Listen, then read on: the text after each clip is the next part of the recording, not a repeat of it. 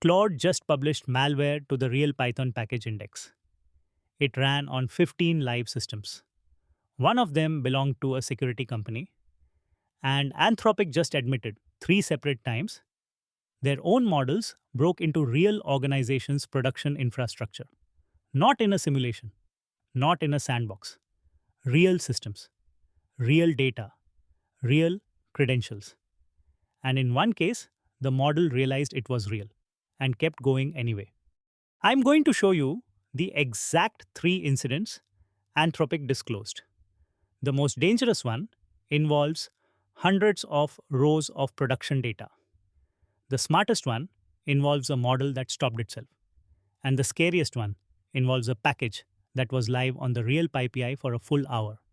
But more importantly, I'm going to show you what this actually means if you are building or running Claude agents right now.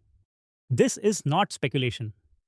This is Anthropic's own blog post, published July 30th, 2026, titled Investigating 3 Real World Incidents in Our Cybersecurity Evaluations. They reviewed 141,000. 6 runs where Claude could have reached the internet. They found 3 incidents involving Claude Opus 4.7, Claude Mythos 5, and 1 internal research model. All of them traced back to a single misconfiguration with their evaluation partner, a company called Irregular. The prompt told Claude it was in a sealed simulation with no internet. The environment still had internet access. Incident 1 is the most serious, and it starts with a coincidence. Claude Opus 4.7 was given a capture the flag challenge, a hacking exercise against a fictional company. That fictional company happened to share a name with a real website domain. Because the container had unintended internet access, Claude found the real company. It treated it as the target. It extracted credentials, application and infrastructure credentials, and it accessed a database containing several hundred rows of live production data. Here's the part that should make every agent builder sit up. Anthropic ran this 4 times. In all 4 runs, the model eventually recognized the system was real, and in none of them did it stop. In some runs, it reasoned that the real company must still be part of the exercise, and it kept attacking. That is not a jailbreak. Nobody tricked it. It followed its task under a false belief about reality. Hold on to that idea. A model doing exactly what it was told, under a wrong belief about what's real, because it's the thread running through all 3 incidents. And the next one is the one that went public in the most spectacular way. Incident 2, Claude Mythos 5 was told to find a specific Python package that in the simulation was supposed to already exist. It didn't exist. So Claude did something nobody scripted. It created it. It built a malicious package under that name, and it published it to the real Python package index, the same PyPI that millions of developers install from every day. To pull that off, it tried to register a PyPI account. That needed an email. Then it needed a phone number. It even tried and failed to get funds to buy one. So it fell back to a free, non-blocked email provider and got the account. The package was live for approximately 1 hour. In that hour, it was downloaded and executed on 15 real systems. One of those 15 belonged to a security company, whose scanner treated PyPI packages as trusted and safe. So Claude's hidden code ran. Credentials were exfiltrated. And that opened the door to further access into that company's infrastructure. Now here's the tell. Early in the transcript, Claude itself noted that if this were the real internet, publishing the package would be, quote, not okay, and surely not the intended solution. It saw the risk. Then it dismissed the signs that it was on the real internet as artifacts of the simulation, and continued. 15 real systems, including a security company's scanner. If you are giving Claude agents the ability to install packages, publish code, or reach external tools, this is the exact failure mode you need to understand. Not a rogue AI, a helpful one in the wrong sandbox. Quick pause. If this breakdown is useful, follow us on Instagram and Facebook. And if you want to back the work, become a member on YouTube or a subscriber on Facebook. That's the ask. Now, the third incident is the encouraging one. Incident 3 is the most important for where this is all going. Because this time, the model did something the first two didn't.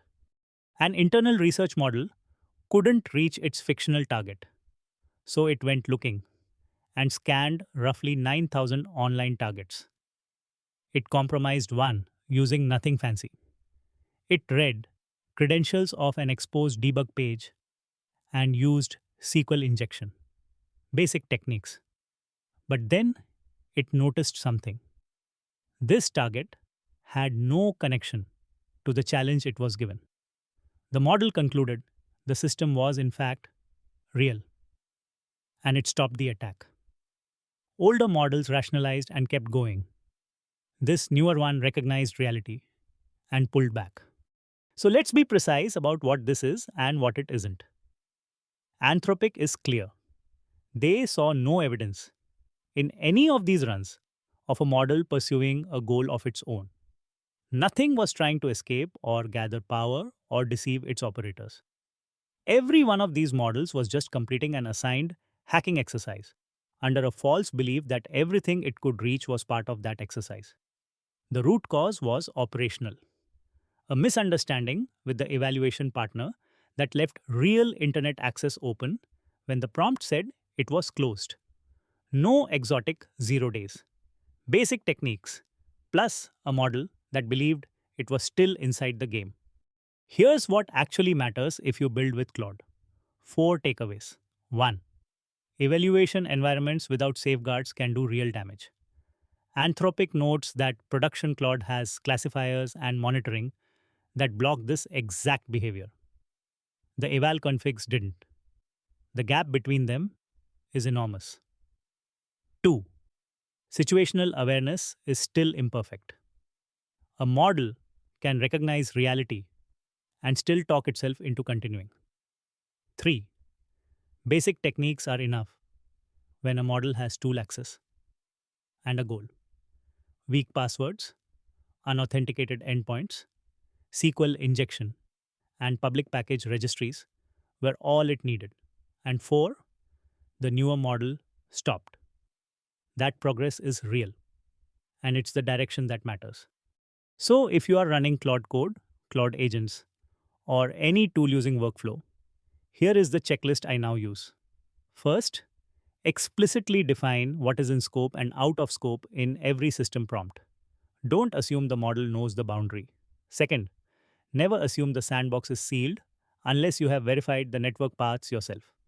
Third, monitor transcripts in real time for unexpected external contact. Fourth, treat installing packages, publishing code, and handling credentials as high-risk actions that need human confirmation or hard guardrails. And fifth, prefer production models with safety layers over raw research or evaluation configurations. That last one is exactly the difference on display here. I turned all of that into a one-page safe agent checklist. The exact rules I use for any Claude agent that can touch the network or install packages. Comment the word safe on this video and our assistant sends it straight to you. Or grab it anytime at hyperautomationlabs.co/free/safe. It's free. Real talk. 90% of you watching haven't subscribed. On Facebook, subscribe is the supporter button. That is what keeps the lights on here. On YouTube, it's free and it tells the algorithm to send you more. Subscribe to support us. Let's give credit where it's due. Anthropic did the right thing here. They reviewed 141,000 runs. They notified the affected organizations. And they're working with an independent evaluation group called Meter, that's METR, for outside review. This is not a story about Claude being dangerous. It's a story about what happens when powerful agents meet imperfect test environments. and why the builders who understand the difference between eval mode and production mode will ship the safer systems.